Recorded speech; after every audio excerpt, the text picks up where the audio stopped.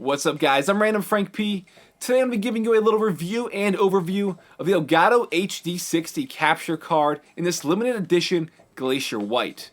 Now it's pretty obvious why I picked this one up, to go along great with my black and white themed gaming setup and my PC's codename Glacier, so it was pretty much meant to be. This is a huge upgrade over my old capture card because the HD60 is possible of capping 1080p 60 frames per second gameplay, so you can take advantage of all those frames on your PC or your console. I'll be giving you a look at the HD60 itself, going over its features, giving you guys a look into the software, and some example footage of what this thing can cap so you can get a better idea of the quality of the gameplay. So let's start it off. The HD60 retails for $179.99 for both the black and white model, and that price point is to be expected over its predecessor due to its additional capabilities. When you open it up, the unit is right there in front of you, and it is noticeably much thinner, has a sleeker profile that is much more compact than previous models. They were also nice enough to include a mini USB cable and an HDMI cable to get you up and running, as well as an Elgato gaming sticker. The entire capture card is finished in a white matte coating, thankfully with no glossy plastic to be found.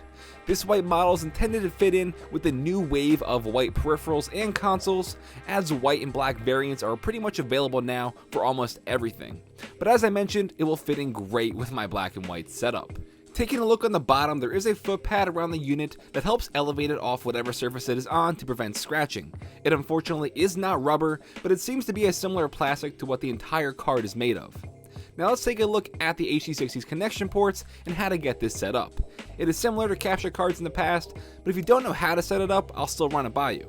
On the right side, we have a 3.5mm headphone jack for monitoring audio, the HDMI in, and on the right side, we have the mini USB port for power. On the right side, we have the HDMI out. This is where you'll be connecting the card to a TV or a monitor, whichever you'll be playing it on. On both sides, the in and out are labeled for you so you know when you're feeding the console gameplay in and where you're feeding it out to a display. Once you plug your HDMI cables in, you can then plug the mini USB cable into your PC or a laptop to give it some power. It is sometimes confusing and you might forget which HDMI gets plugged into where, but just remember your console goes in and your TV goes out. And lastly, on the top of the card, we have a little LED light strip. This will pulse red and white lights to alert you when you are connected, when you are capping, streaming, doing a voiceover, all things like that. So it's nice to have this visible notification section on top. Now let's take a look at the Elgato gaming software. Once booted up, it is admittedly very user-friendly. When you go to your capture tab to getting your gameplay, there's a little settings tab and you're going to be spending most of your time in this section. You have your input device where you can change from an Xbox One, PC, PS4, or older consoles, various inputs like that. You can change your different profiles as well as your quality. You always want to set it at best for the best quality possible and always allow 60 FPS. You can go into the picture section, change the brightness, contrast, saturation, and hue for altering your color, the audio section for different analog gain, profiles, and the advanced TV compatibility, but mainly you're going to be setting your time in the capture because this is where it's going to be most important. Now there's a lot of buttons and dials to mess around with, but in the bottom left hand section there's a red button. You click that, that's going to cap all your gameplay.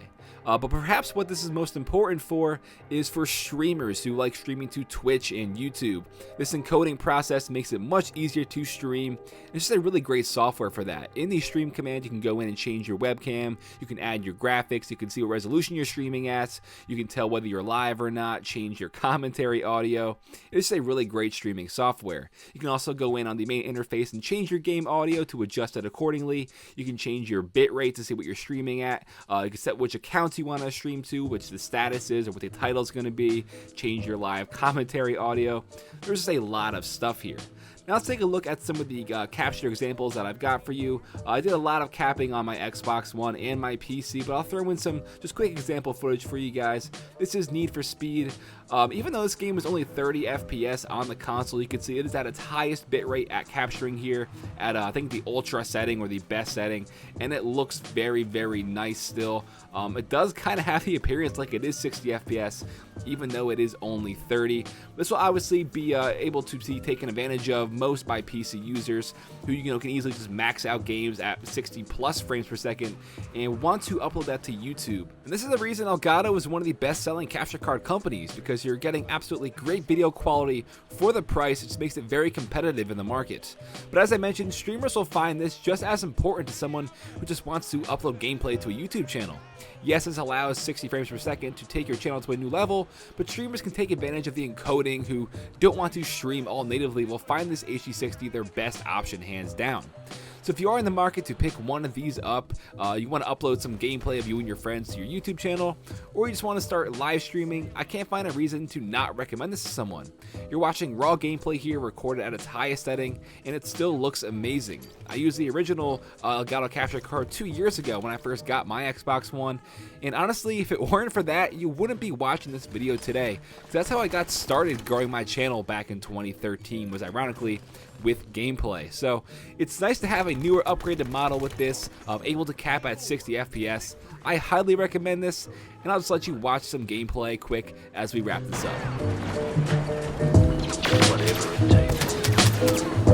Time to finish what I started.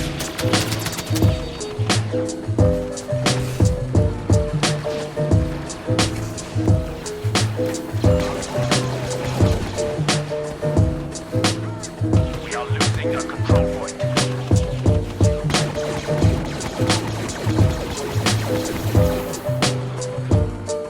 Alright guys, that'll wrap up my review and overview of the Elgato HD60 capture card in Glacier White. Hope you enjoyed, and it's definitely going to be a worthy upgrade to any gaming setup. If you don't have one already, I will put a link for it in the description down below so you can find out more information on it.